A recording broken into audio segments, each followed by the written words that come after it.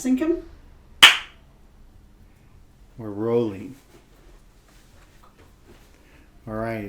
Well, I don't remember the first question, but again, my name's Saul Dario Torres. I'm from El Paso, Texas, and I'm here to share my food experiences. All right. So why don't you tell us a little bit about your background, things like your age, where you live, where were you born, Mhm. have you lived most of your life in El Paso, and what do you do for a living? Mm-hmm. All right. Just to share a little bit of, I guess, my background, my story. I'm 46 years old. I primarily have lived here in El Paso, primarily in the Lower Valley. I was, grew up in the Isleta area. And then I did live, the UTEP area at the family apartments for a while. And then primarily on the Far East Side, the Mountwood area.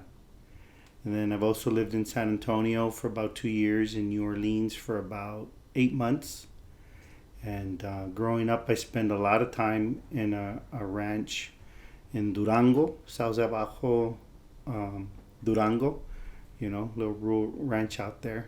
And I guess in a nutshell, that's where I've lived. And so tell us about what you do for a living.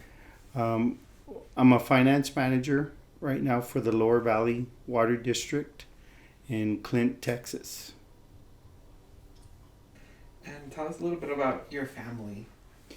My family is, my both parents thankfully are still with me, Humberto and Vestina Torres. My mom is from Juarez, Ciudad Chihuahua, Juarez. She did spend time in Alaska. My grandfather, actually, for whatever reason, they just got up and moved and they went to Anchorage. My father, he's from the ranch in Mexico, Sauce Abajo, Durango. And then I was also very, very thankful that growing up, my great grandmother, Bombach, she was part of my life, and my great grandmother from the ranch in Sauce Abajo, Grandma Chiquita is how I knew her. She was a big part of my life as well. And my grandmothers, my grandma Lola La Riva, my mother's mom, and my grandma Luz, my father's mother. So why don't you start sharing a few food memories, and they can be from childhood, adolescence, adulthood, or you can do all three. Um, All right, to share some food memories with you all, I'm going to start with menudo. And for whatever menudo was like a really big childhood through adulthood, um, I don't know what you want to call it, recurrence, event in my life. I'll start with my grandma Luz. I used to spend the night there regularly. My uncles, there were 7 boys. And so Saturday evening, she would start menudo. And as a young kid, one, the smell, she was doing a lot of prep work, I guess, cleaning the tripe, cutting it, preparing it. It would start cooking overnight, and it had this odor, an aroma, if you will. You either love it or you hate it. I always loved it. And again, something about menudo was magical because they started it, say, Saturday evening. You'd go to bed, and as a kid, you're like, why is that still on? Like, why are they cooking? We're asleep. Who's watching it? There's fire. So for that reason, just from a start, menudo was already like, I don't know, a mystery. It was something different. And then in the morning, I guess the magic happened, and that's what you look forward to. And you had your bowl, and even preparing it, you can say it's kind of simple. It's just hominy, the tripe, but then the preparation, the oregano. My grandmother always had, fresh oregano, so like you'd crush it, you put it in your hands, and you'd crush it. So that was neat. You added more chile. Chile was a big part of our life as well. The hotter, the better. So you would add that to it, and then you would add lime. I never did the onion, but I did do the lime. And then just when all that came together, that whole experience, it was like, wow, to this day. And then the unique part of menudo, kind of getting into the taco truck or the food truck my grandfather bought.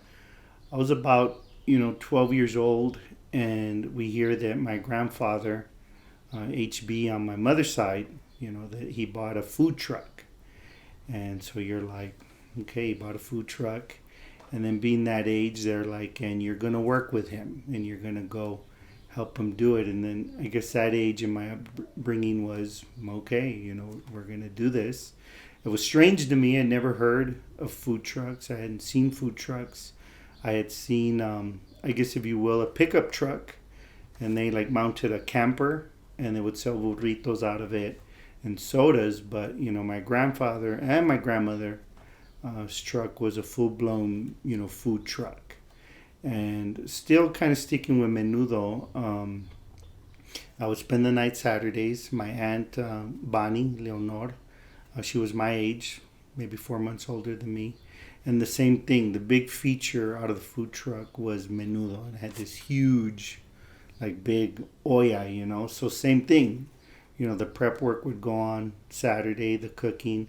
Me and my aunt would stay up all night playing Monopoly, and and sometimes on a good weekend eating Whataburgers and play Monopoly. And again, the whole time the menudo's cooking. It has like a big feature, I guess, in the day and the evening. And then the next morning, we were very, of course, tired because we'd stay up all night playing Monopoly till somebody won, and there was only 2 players, but it seemed like we played till 3-4 in the morning. But so the menudo, you get woken up, felt like 5 in the morning, and my grandfather would tie a rag on one end of the jarra, and then he'd tie one on the other end, which was my responsibility. So just even that, like unloading that, it was 2 of us. You didn't want to get burned, you didn't want to spill it, and then you walk it out of the house and you load it onto the food truck. And then from there, you're driving to Fox Plaza, which is where the food truck was every Sunday. And same thing, as you're driving there, you're watching the menudo. It can't spill, it can't tip over. So you make it there, and then I guess that's where the food truck, magic happened there. I mean, you got to unload it. One of the things unique to me about that food truck, it wasn't just the truck. It was like a truck and a restaurant, because we would unload the beams, the supports, if you will, and had a certain pattern to do. And they actually attached to the food truck. And then so you made, if you will, a roof or a covered area. And then we unloaded the tables and the chairs, and we set that up. And then, again, the first thing we got to do was eat our bowl of menudo. So again, same thing. That's always been something, I don't know, special to me, whether it was early Sunday morning at my grandma Luce's, or whether it was early Sunday, at the swap, Fox Plaza, And again, the whole thing, from the prep the night before, from the aroma to the next day when it's ready, to your first bowl, and then something about the oregano. And to me, that's the best. Even sometimes if it's already in a jar, to this day, I'll put it in my hand, and then you kind of crush it up, and then you just drop it in the bowl. So, menudo to this day, big part of my life. Let me ask you a question right now. Can you frame this in terms of years? When did your grandfather buy the truck? Mm-hmm. To my grandfather, he bought the food truck, I'm going to say it was about 1984. I would have been 12 or 13. So, again, and when he bought it, it was kind of like, what did he do? He'd always done construction. He owned a cement pumper. And, he's done things like Bassett Center, the foundation. He poured, I don't know if he did the Sun Bowl, the original pour, but he did do the expansion. And then one day, it's like he bought a food truck. And that's what they're doing now, on weekends and stuff.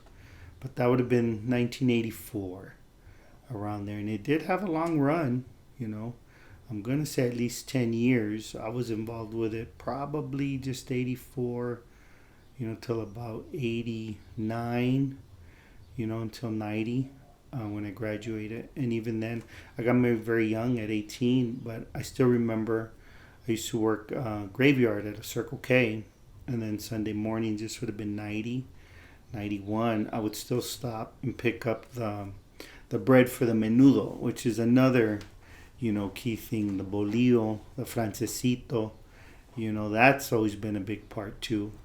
In my life, I obviously love menudo and I obviously love bread, francesitos, and I would pick that up for him and I would deliver that to him at Fox Plaza, even when I wasn't working, in the food truck. So are there other foods that you consider central at different stages of your life? Other foods that I consider central, I wouldn't really say other than we're very spoiled. My mother is a great cook.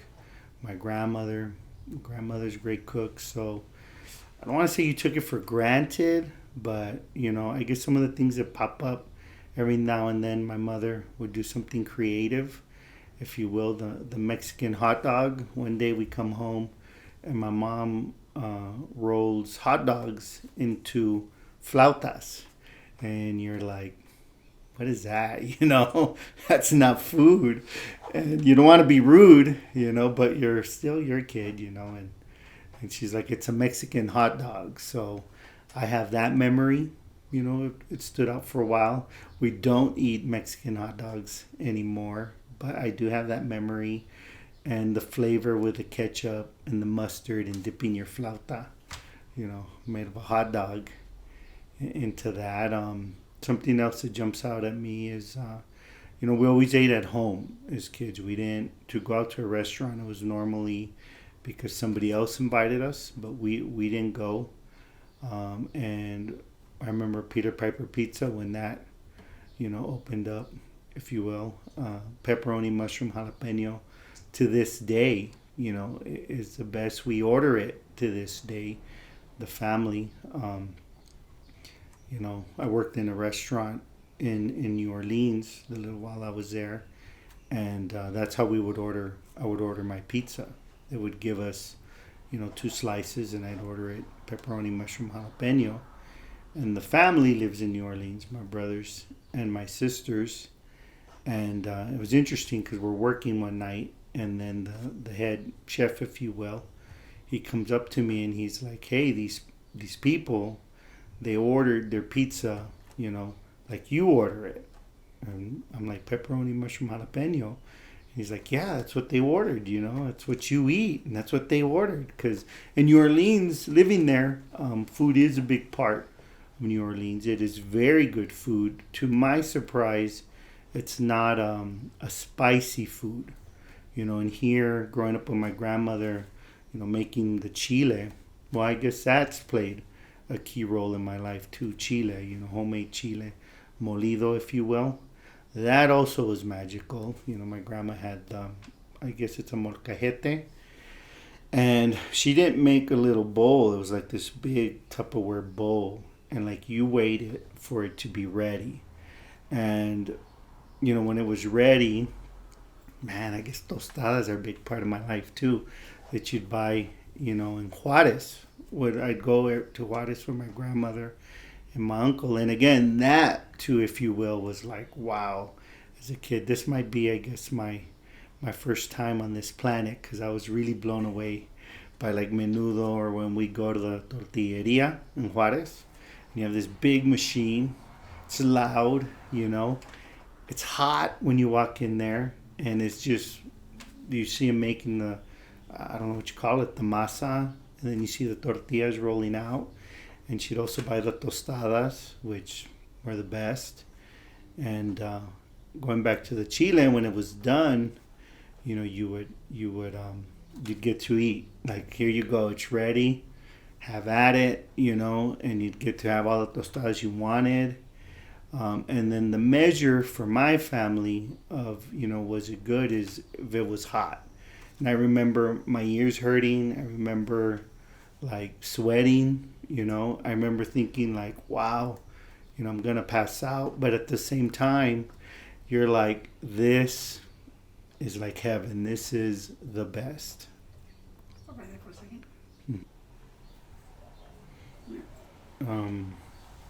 I guess just to go back to the chile, the spicier the better. And it's the way it's always been in my family. And Not so much. I'm sure the spices come into play, but for us, if your ears hurt, if your nose was running, if you were sweating, that was good chile or good salsa. You know, I mean, it was such a big part. In our life. I remember the first time they took us to Disneyland. Which was a big deal. Like, wow. We didn't even go out to eat, and now we're going to Disneyland.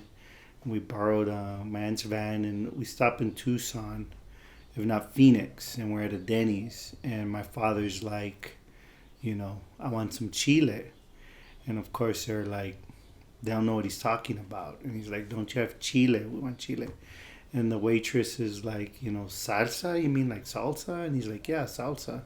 And they bring him Tabasco, and even as kids, we were like, oh, like they don't know what that is, But so, anyways, Chile was a big part of our life, my life to this day. It's kind of sad, I guess, to share. I don't know, the shame, a family secret. I don't eat it as much anymore because I've noticed that it'll give me, if you will, bad breath or an odor that you recognize around town with people who eat a lot of chile, and that's the only reason I've kind of laid off that.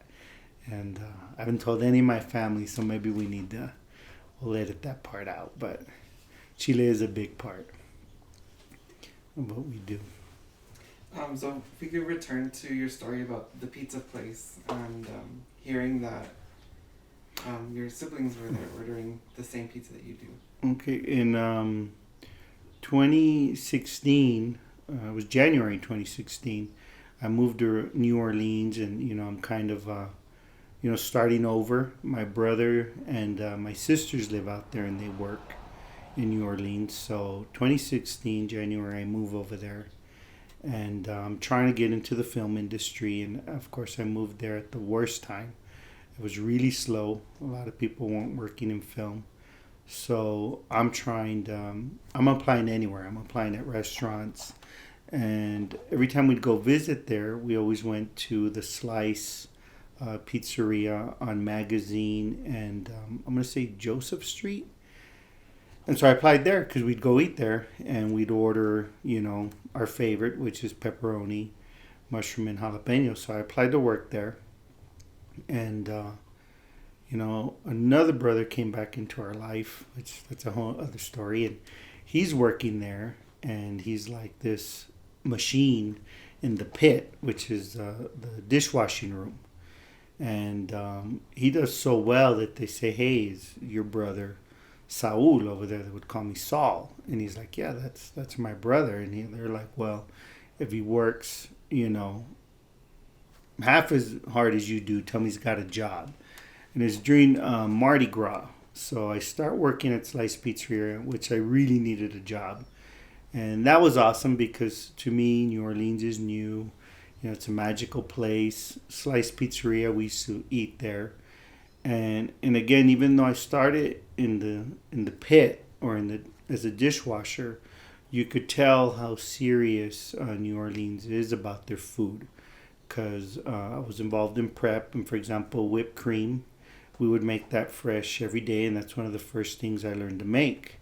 I didn't even know how to whisk. I'm the firstborn.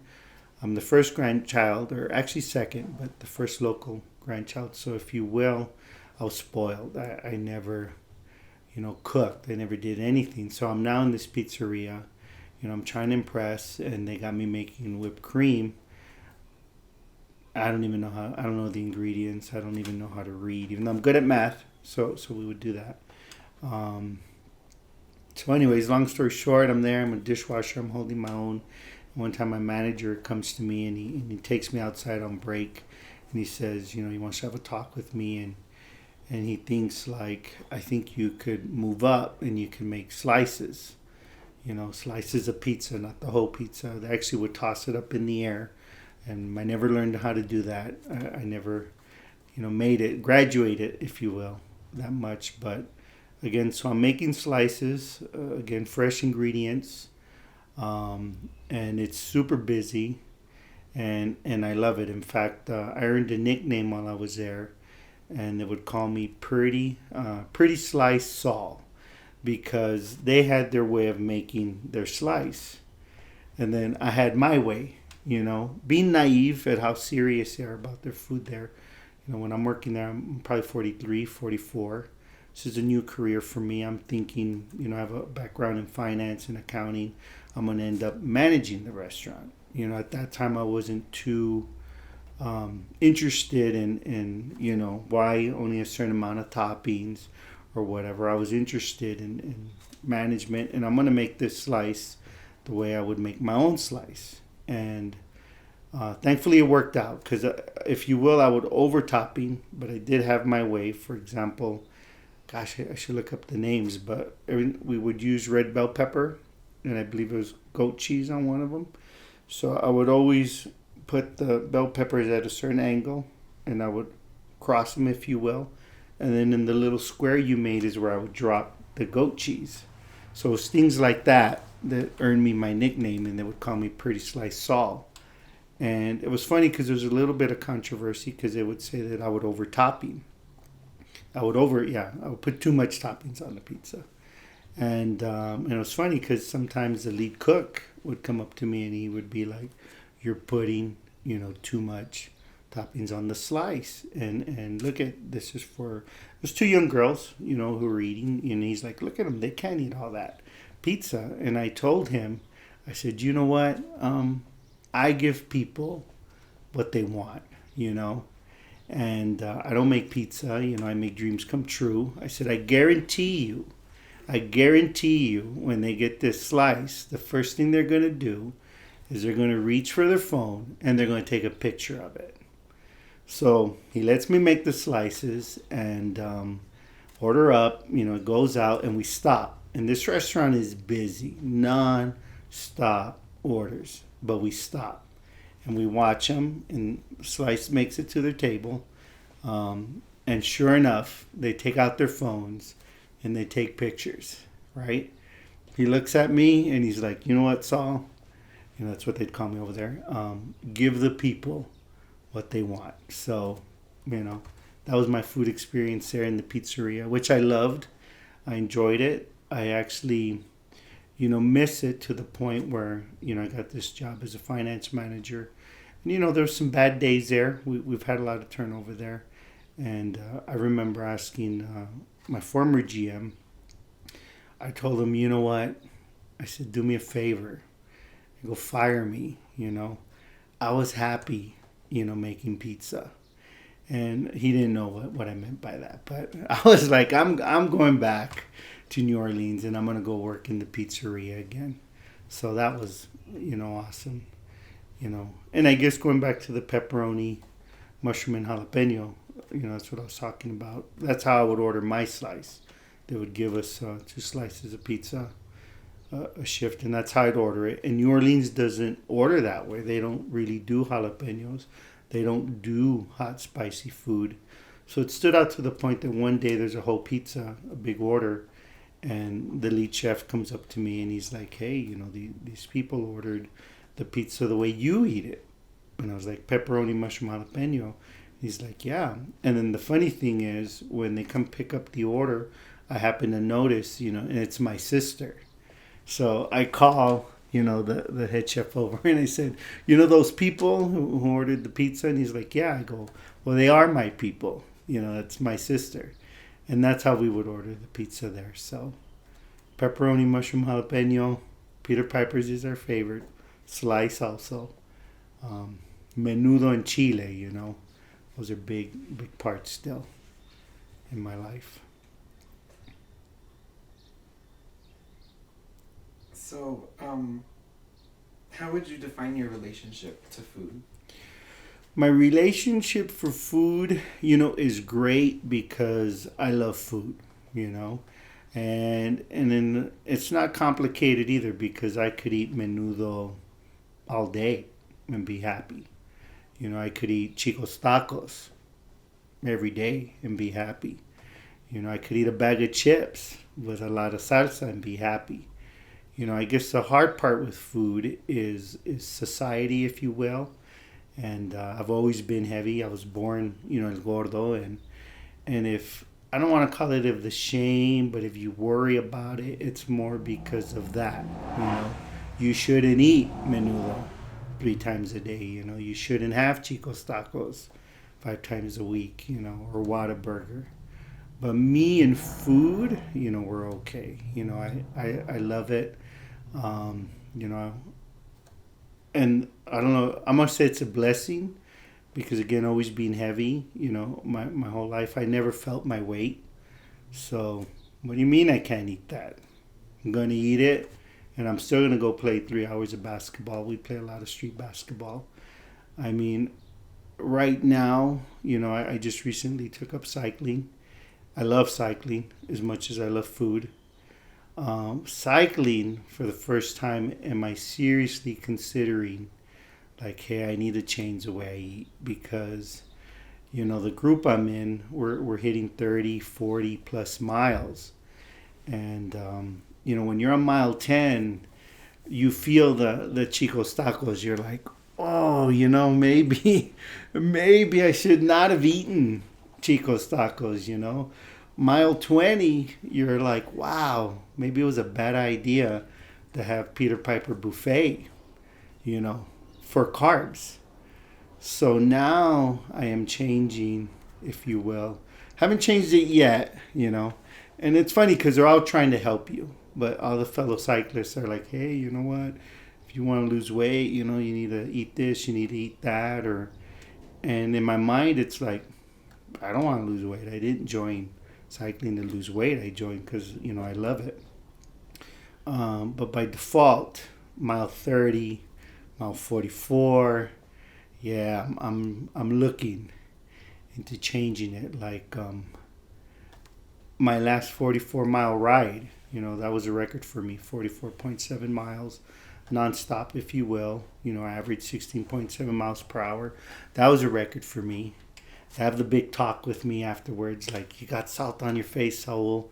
That's a bad sign, you know. You need to hydrate. You need to eat better. And I go, no, I hear you. They gave me this lecture 2 weeks ago, and this ride, I had electrolytes in my water bottle, and I'm with you. Probably salt on my forehead's a bad sign, but I feel better. I told them I'm doing better. I'm improving, and they're telling me about, you know, you got to eat this, you got to eat that, and I'm honest about it. I go, McDoubles, you know, the best. You know, $3 you get 2 McDoubles. You know, the ketchup, the cheese, the pickles. It's awesome, you know, and it's a deal. So anyways, after my 44-mile ride, I go to McDonald's, and to improve, because cycling is having me reconsider, instead of having the 2 McDoubles and a sweet tea, I had 1 McDouble and water. So, you know, I'm working on it. But again, just to state it again, me and food, we're okay. We got no problems. You know, I love it. So we all live in communities of different sorts. Is food, so gathering it, preparing it, serving it, do you feel like it's a means of creating opportunities for community engagement? Food, as far as the means to creating community engagement, you know, I want to say yes, even though for me it was more for family, big families. My mother's side was 7. Shame on me, I don't remember the exact number. My father's side was 7. So there was always food. And when it's that many people, you know, it's an event. Even if it's quesadillas, you know, you're making for 7 people who are not just going to eat one. Not even counting, you know, the grandkids. So food always was a gathering. It was always happy. It was always a big event, because when it's that many people, you know, it isn't, especially as a kid, it is a big event. Now, food for community, for me, I didn't really experience that until, you know, I moved to New Orleans, and especially their seasons. You know, for example, boils or crawfish boils, which to me are like, what do you want to eat crawfish for? What are we going to do that for? But in New Orleans, it's a big event. And everywhere you walk, everywhere you ride your bike, you're aware that they're having a boil. And it isn't the feel, even the restaurants, it isn't really a feel of we're going to make all this money because we sell, the boil or the crawfish.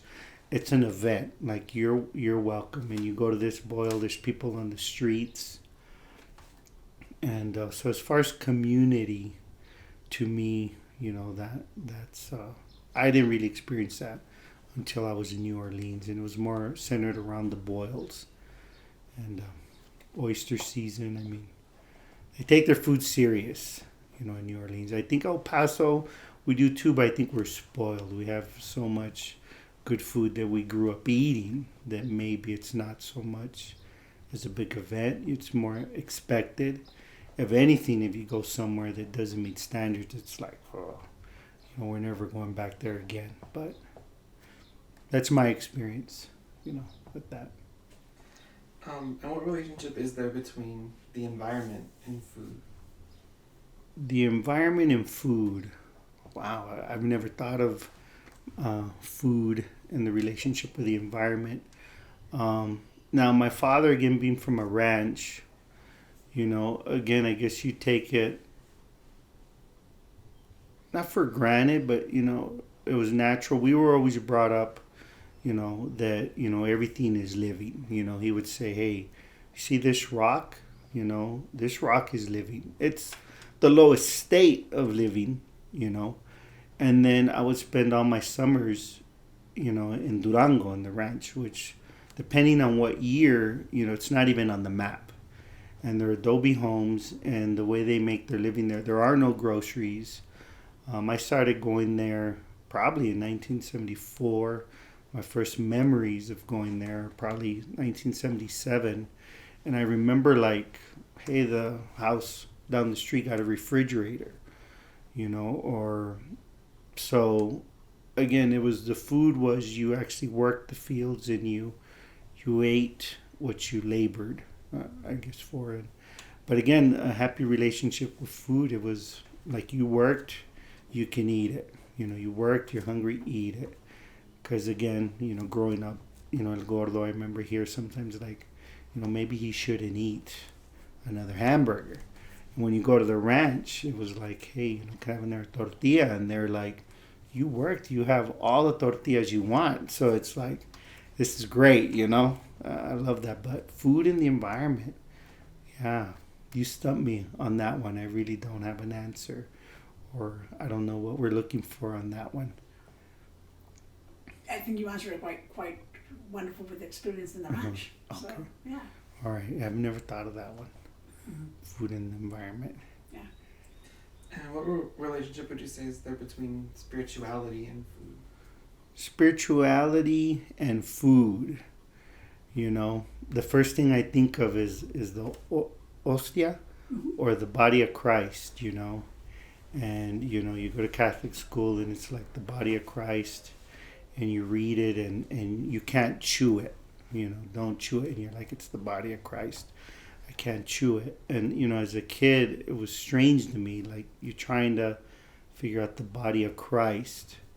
And then when I find out it's bread, which I love bread, the francesito, the bolillo bread, to me it's like, hey, that makes sense. The body of Christ. It's a francesito. I love it. Bread. But, I'd have to say, if you will, well, I guess you didn't say religion. Food and religion does not, I don't have a connection with that. Spirituality, if you will, again, I'll go back to the ranch and the way we were brought up, and, everything's living and the food. So I don't want to say you take it for granted, but it's just part of every day, and food is spiritual. I mean, I remember my father, a little complex individual growing up, because, if you will, he was the old way. He was the ranch, and he would like his beers, and he worked hard, and maybe he'd get lost. But then I remember having dinner, right? And, he'd say a little prayer. And it was basically, thanking, the Lord for this piece of bread. Like, even though we don't deserve it. I need to remember that little prayer, but sin merecerlo. And I remember thinking, like, hey, it is spiritual. And even this, this dad who came home at 5 a.m. today, Like, look at him. Even he's paying, respect or, homage to food. And, this man who maybe upset my mother by coming home at 5 in the morning is like, hey, you don't disrespect your mom. And your mom makes the best food there is. And so in that sense, it is spiritual. And to this day, my mom being, it's funny as a kid, you don't realize your situation, if you will. You kind of knew you were poor, but you didn't feel it. And, to this day, I don't know how my mom fed 5 of us. I don't know how I came out so heavy, because you realize later when I got married young and I needed their tax returns to apply for financial aid at UTEP. And you see what they earn and you're like, that's when it hit me like, wow, we were poor. Like, how did we do this? And going back to food, how did my mom feed us? I don't know. To this day, my mom can make, well, it's a quesadilla, which if we want to be technical, might be a slice of, Big 8 ham, might be a slice of, Munster cheese, which is amazing. Munster cheese. I love that too. And whatever else out of nowhere she puts in there. And when you eat that, you're like, hey, this is very good. So I don't even know how I got off on that. Sorry about that. I don't even remember, the question. And then I guess while it pops into my mind, some funny things with food. My great-grandmother, she had this great memory, that she'd ask me in Spanish, mijo, mijo quiere un huevo, right? And she would say, and you would answer back to me, no, dos. So, it's funny, like, I don't want 1 egg, I want 2 eggs, which I guess technically isn't what she was asking me. And then I guess my mother, I guess obviously I'm biased, the way my father brought us up, you kind of revered, respected that, that she fed you and all that. My mom says one of my favorite ones is when you were getting older, talking where you'd be like, Mom, like you make, the best fish sticks. Like, wow. And my mom's laughing because they're out of a box. But as a kid, you don't know that, But, sorry, I don't remember the question. Don't worry about the question so much. Those are wonderful stories. Uh-huh. You have other stories like that you want to share with us? I guess they'll come and go, right, as we talk more. I'm going to drink some water, though. Drink some water. That's another thing. I love tap water. I know people are like, don't drink tap water. Now everybody drinks bottled water. I even drank it in New Orleans, even though it's a very old city. And they have notices where they're like, the city's like, don't drink the water. You got to boil it, So there, maybe I was like, but here in El Paso, I love tap water. Love water.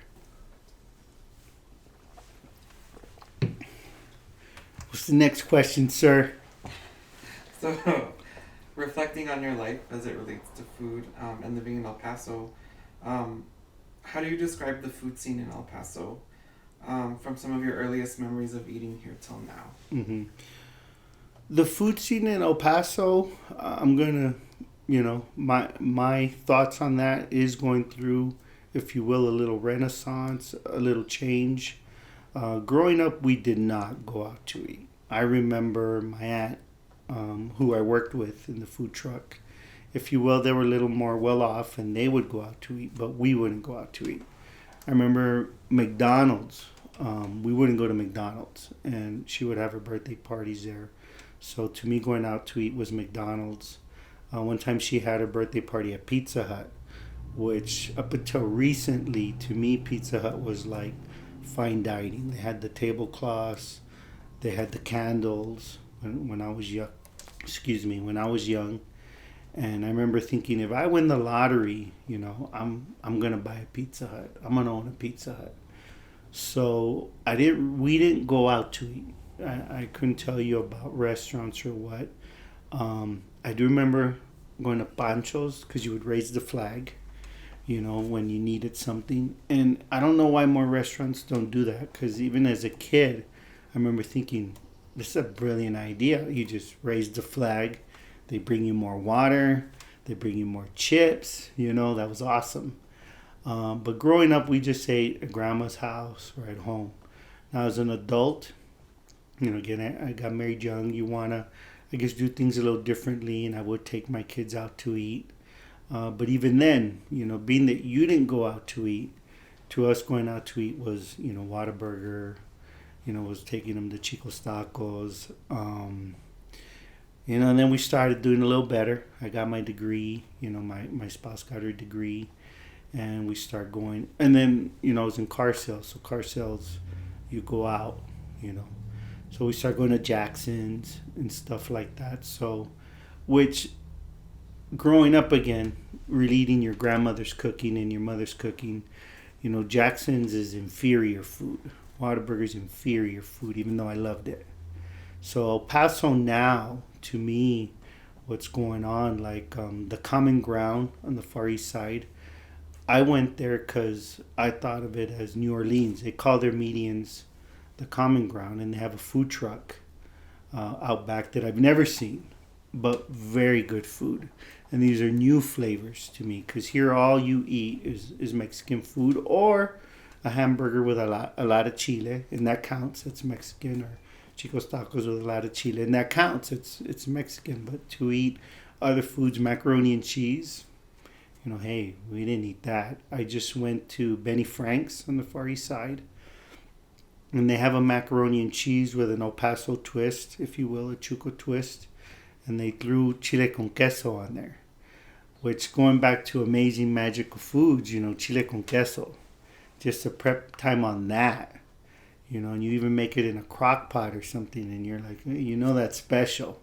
They're using a crock pot, and so in that sense, I think El Paso, is evolving. I mean, even Dead Beach Brewery,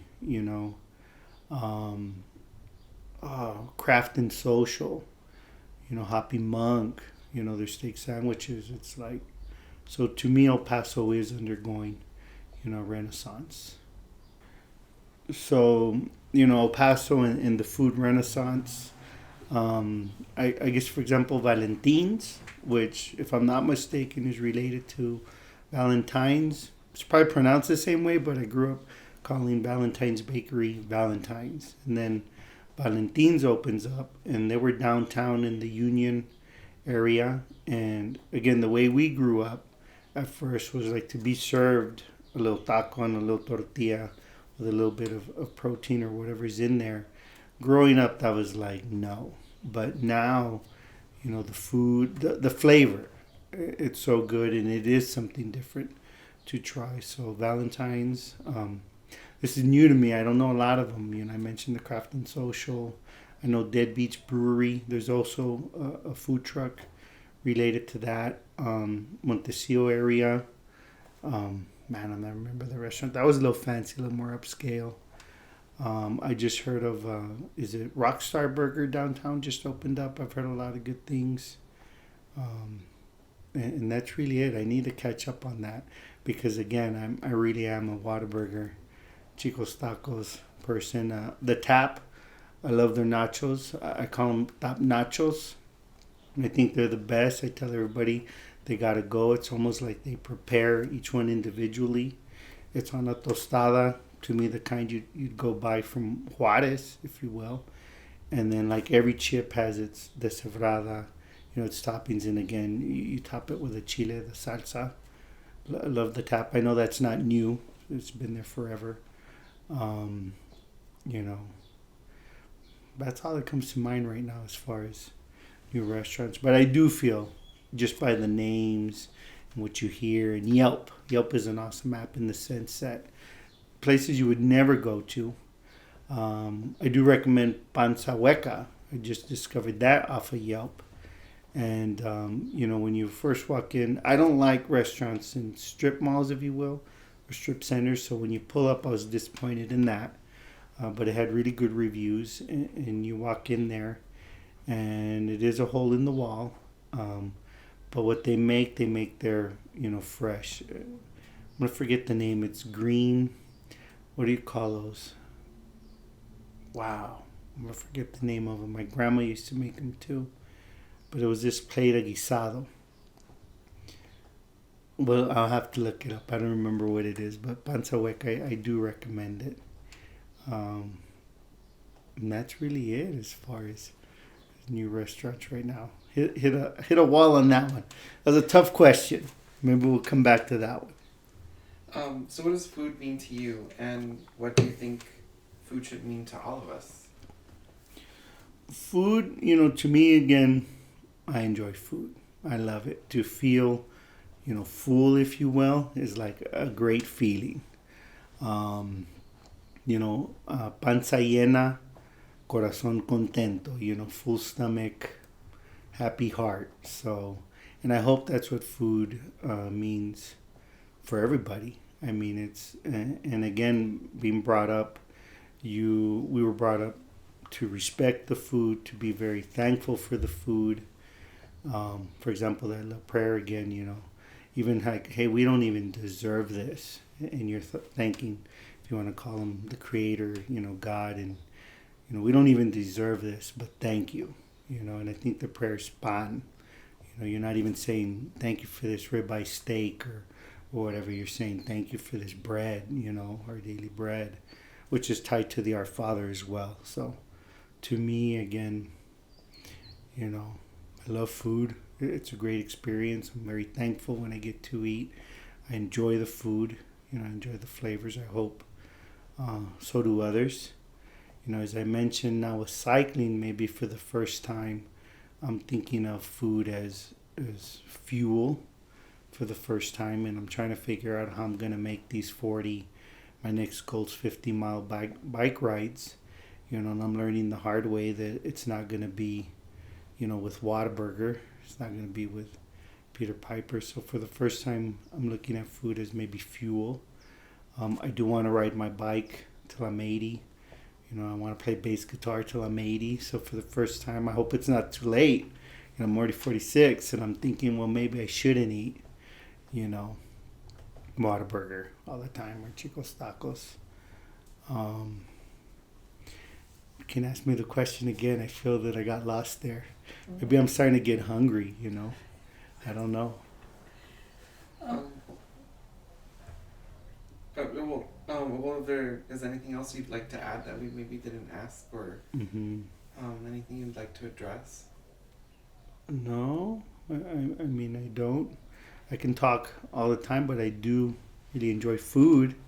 Simple foods, I don't cook food. Again, being the firstborn, the only thing I can make, is a ribeye steak. And I learned to make that right before, I take it back. When did I learn to make that? It was about 2010, maybe 2009. And the reason that was a big deal, again, growing up here, it was Mexican food. And growing up here, the steak we make is very thin. And I think we're really bad at making meat in El Paso. And being that I had family in Austin and I had family in San Antonio, over there, while they are horrible at Mexican food, they don't believe that, but they are horrible at Mexican food. They're amazing at beef, whether it's chicken, whether it's steak, whether it's barbecue. I was like, wow, this is what a steak is. This is what meat should be. And one day I'm watching, I don't know if it was the weather or the news, but Al Roker comes out, and it's a thick cut of ribeye.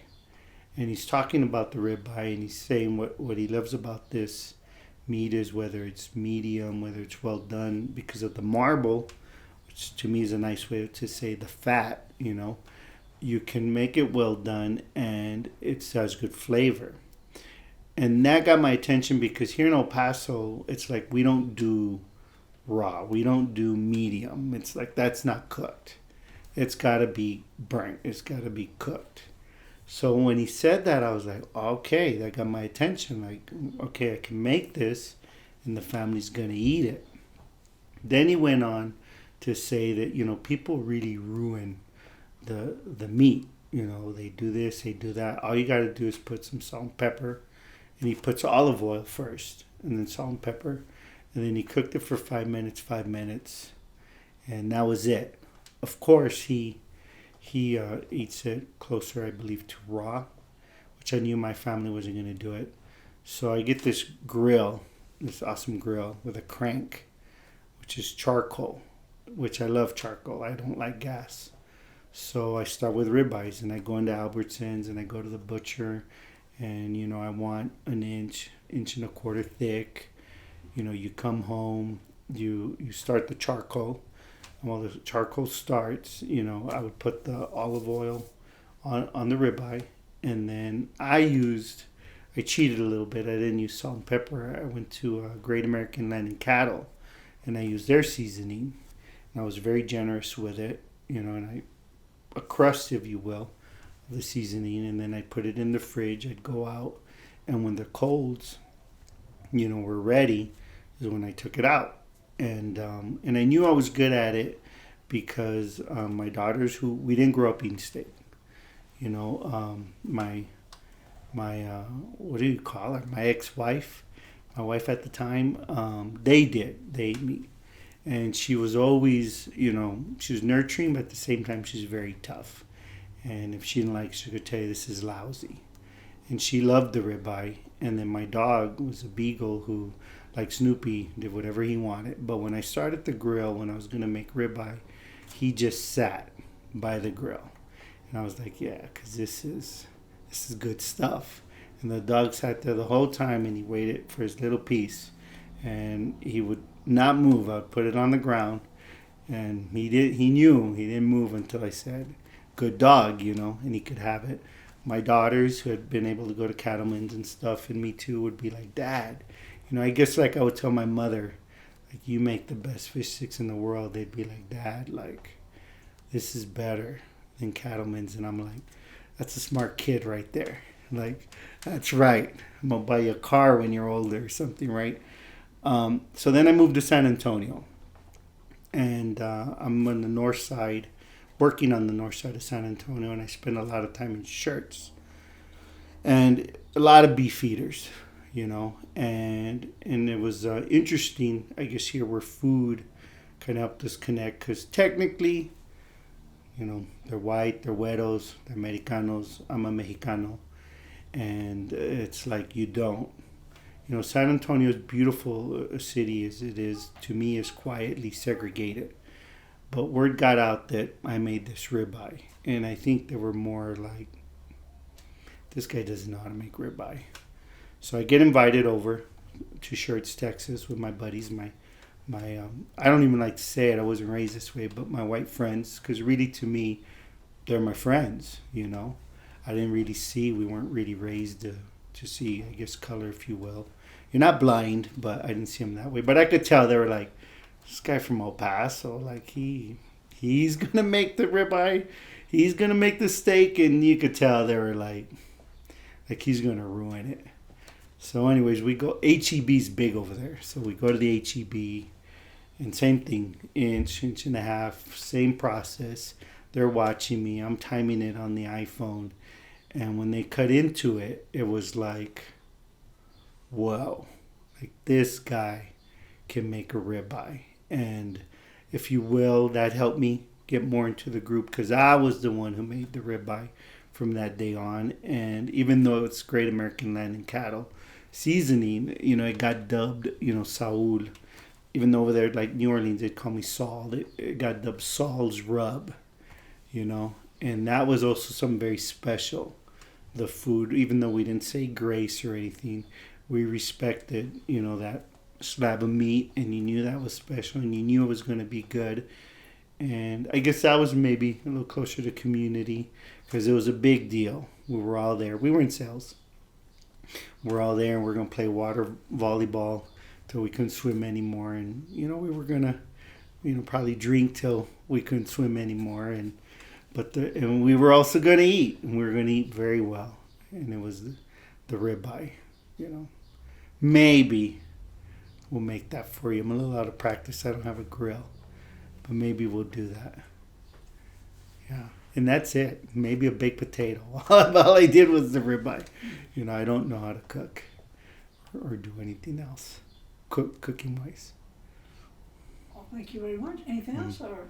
No, that's all I have. I know I thought we were going to start with the food truck, but I guess that's the nice thing about conversations. It's a shame we couldn't find more pictures. I could give you my aunt's number. She lives in San Antonio. I don't know if you could do it by FaceTime or what, or maybe talk to her a bit. But, it was weird too because the food truck wasn't, like, you saw it and you were like, what is this? But then at the same time, it was your grandpa's. So you didn't even think of it as anything special for more than a second. Because, it's parked there. I don't remember seeing them. When we would roll into Fox Plaza, you could tell it was special too because there was trucks, there was cars. There was maybe really an ice cream truck that they would sell burritos out of. But then here came the taquito wagon. And the taquito wagon was a food truck. You can wash the dishes there. You had, like, working in New Orleans, I guess the prep or your ingredients. You had the skillet. I remember it had a steamer, and the way it rolled, it was curved. And then there was the hot dogs, and they were steamed. I'd never seen or had a hot dog that way. The buns were on the top layer, and they were steamed. I never had a hot dog that way either. And that was, awesome. I would always hope they wouldn't sell out, because if they didn't sell out of hot dogs, we would get to eat, and we would get to have a hot dog. They fed us, but I would get to have a hot dog, And the pico de gallo, the way my grandfather prepared it. The center area was in the front of the truck, and that's where the menudo went. So, and again, just all the chairs and all that, you didn't see that. To this day, I don't go to food truck parks, but when you see a food truck, off the top of my head, I've never seen it have, if you will, a makeshift roof or a shade. And this was a pretty big area because there was at least 3 to 4 tables that sat at least 6 people each. So it was like traveling to a restaurant, if you will. But again, I never thought of it, as, wow, this is a food truck. You sensed it when you drove in. And even some people who would go eat there, they would want to peek in. So you kind of knew, but at the same time, this was just another day. This is your grandpa's and your grandmother's truck, And the food, of course, is amazing because to you, this is your grandma's food. My grandmother and my grandfather, worked at it. And thankfully, early on, primarily, it was my grandmother's cooking and food. When we'd go to La Fiesta de San Lorenzo, that fiesta was, now as an adult, I actually work probably less than a mile from there. And it's a small little area. But as a kid working the taquito wagon, that was a huge area. And there was so many people. Like, I couldn't even figure out I'm pretty good at geography here. Because of the mountain, you kind of know where west is, north is. But I never could really figure out where it was because of all the people. And you knew the taquito wagon, the food truck, was special because every year it got its corner. And it was the only food truck. It wasn't like there was 10 of them, And there was a special festival because he was even allowed to bring, a tina, if you will. Which nowadays I think it's or in the past where Cokes would be sold or beers would. But in this tina, hot water with the elote, the corns. And then with, I guess burlap sacks is what it was. And I was allowed to work that, me and my aunt. We were never allowed to work inside or the kitchen. We were the waiters. But I was allowed to do the elotes. And I guess, now that I think about it, this is where I led up to when I worked in New Orleans. And over topping the slice, I would over butter the corn. Because we're making the corn. We're selling it. My grandpa and my grandmother are so busy that they can't be yelling at us like, what are you doing? You're putting too much butter. And I remember me and my aunt, I think it was even a paintbrush. And I mean, there was butter.